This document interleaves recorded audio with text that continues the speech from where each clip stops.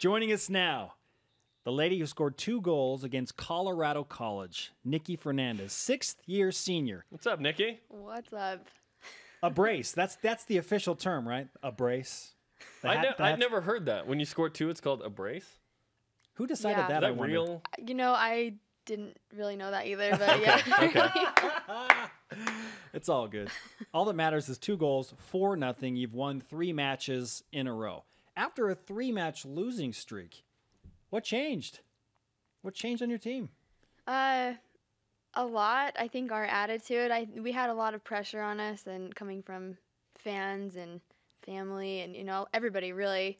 But we just thought what, we're okay. Just change some things up in practice. We became more physical, worked on a few things in practice, and it definitely helped us. How'd you deal with that pressure because the standard is so high with BYU women's soccer?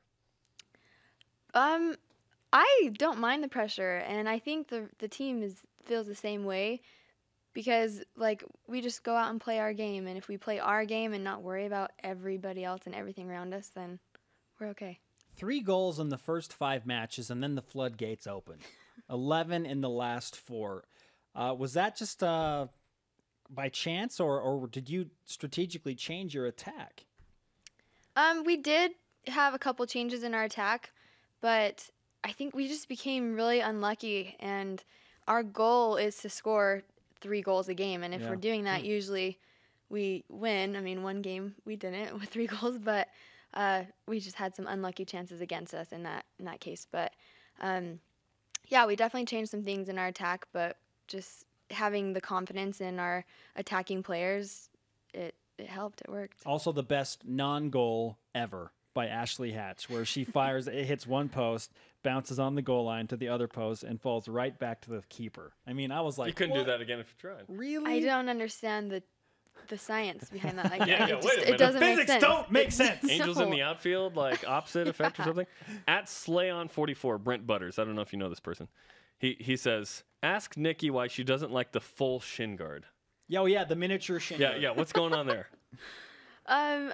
I guess my shin guards are small, but they aren't extremely smaller than everybody else's. I just wear them lower than everybody else. Why the preference there? More mobility? I usually get hit lower anyways. I used to wear them higher, and I would just be getting hit below the shin guards anyway, so I moved them down, and I feel more now they're comfortable. ankle guards. Yeah. Yeah. That works. So. Yeah. That works. You guys have turned things around, yet the WCC is so tough as you prepare for conference play in the coming weeks. This week, a couple non-conference games on the road, starting with Denver Thursday.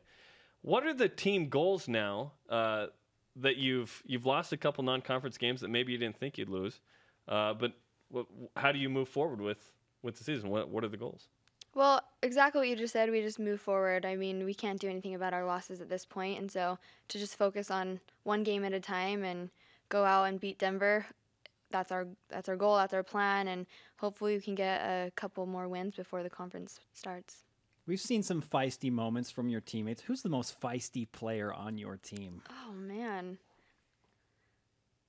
I don't know. I think it depends on each game. We have many feisty players on our team, but that's what's nice about our team. Feistiness is great. We just have to make sure we're staying under control. No, I have one person in mind who kind of demonstrated that feistiness, Ashley Hatch. Yeah. She kind of has taken over the role of Carly Payne-Homo, who was feisty herself. There's almost like this. If you're the striker, top forward, you kind of have to have a certain mentality, right? Yeah, I mean, you can't be like, oh, sorry. Yeah, fight for the ball in every position, really. But yeah, we focus on valuing the ball, keeping the ball, and we're gonna do whatever it takes to do that. So the West Coast Conference champion gets an automatic berth into the NCAA tournament. You've won 2 in a row. Obviously, you want to win a West Coast Conference championship. Do you still feel like even if that doesn't happen, you've done enough to garner, an at-large spot at this point? To be honest, I don't know. I think that we're sitting in a great spot, the spot that we're in, but I don't really want to worry about that because my plan is, and the rest of the team, our plan is to win the conference. Win the conference, baby. Yeah. None of the second or third place stuff. Come on. like a month or so ago, I ran into you and I said, "Hey, congrats on getting an extra year. You know, did you prepare for this? Like train?" You're like, "No." I was like, "What? What happened?" How did you get ready for the season, not knowing if you'd be able to play or not, and then all of a sudden you're like, "Oh, I can play. I better get in shape." Yeah, I didn't do anything. I mean, I rode my bike like here and there, but yeah, I was a little nervous when I got the word back. So excited, but I think, to be honest, my body just really needed that rest, and I came back in and I passed the fitness test. So I was surprised. Without trying, like without training hard. Without training, I Must be definitely nice. I was trying Yeah, for must sure. be nice, right? But I mean, fitness is not my favorite thing to do, but I think my body just needed that rest, and it worked out for me. So was it the best thing then that happened? Yeah. Interesting. So it was hard, like not Everyone knowing. else on the team's like, "What the heck? I like trained all summer." I know, and yeah, it was hard to have that. I'm gonna wake up at 6 a.m. to work out, and I might not even get to play. Right. So I was just like, you know what? Whatever happens will happen, and everything will work out. Sleep in, pass the fitness test. So all are you good. working on a doctoral degree? What's going on with you academically? No. So I graduated in April, Yes. and now it's called post-baccalaureate, and so I'm just taking a couple classes, 3 classes actually, and Basket weaving, underwater close. basket weaving and diving. I'm taking cooking, sewing, and interior design. Yep. That's about as BYU as it gets right there. Yeah. I know. absolutely. Yeah. Can we get a rising shout for that? No, for that the schedule? easier classes, the better. It's like your last semester and you graduated. Okay, whatever. but they're not as easy as you might think. Oh, okay. Yes, Give us an they- example. Tell us. Sewing is hard. It does look hard. Sewing is hard. Cooking Yeah. is hard. You Yes, you yes. have to make sure you're getting the right ingredients mixed together at the right time. You mix the dry ingredients, but sometimes you don't mix the sugar with the dry ingredients, and you don't know until the 4th step of the recipe. Will you make us something Yeah. delicious, please? Yeah, I will. I will. Okay. We That'd will be, accept that'd be it. really nice. I'm excited for you though. Thank you. You could have taken sports broadcasting too. That's a class at BYU. Yeah. I took that 3 times. Oh boy. Wow. It saved me a lot. I got A's in it every time. It was great. You took it 3 times and it did nothing for you. Clearly.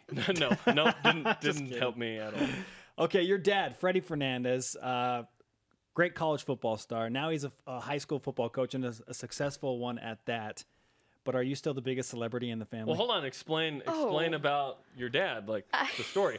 So he's like, "Oh, Niki's dad is the man. He is. Okay, Northridge." He took a bottom dweller in Northridge High School football and led them to 3 straight state I championships took in Utah. exception to that because Northridge went through my high school my Yes. senior year. You were on your mission. many others. With Daniel Coates. And I was like, Copper Hills. Okay, now he's at Roy High School, who I don't think they've had a good football team since Jim McMahon was the quarterback. And now they're one of the top 5 teams in the state. That all said, are you the biggest celebrity in the family still? I wouldn't say that. My dad is so awesome. I know it's been a hard, difficult process getting Roy to where they are now, but they are awesome.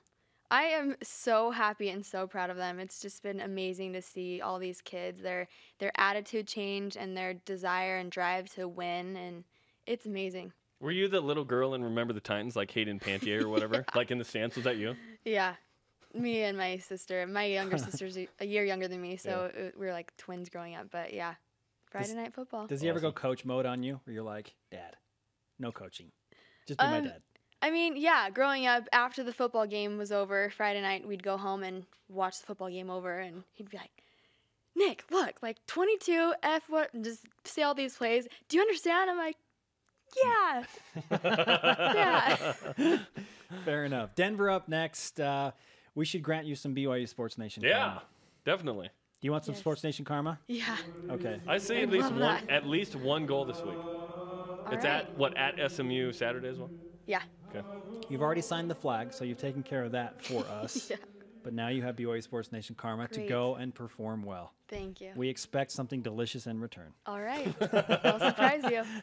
Good luck. Thanks for the time. Thank you.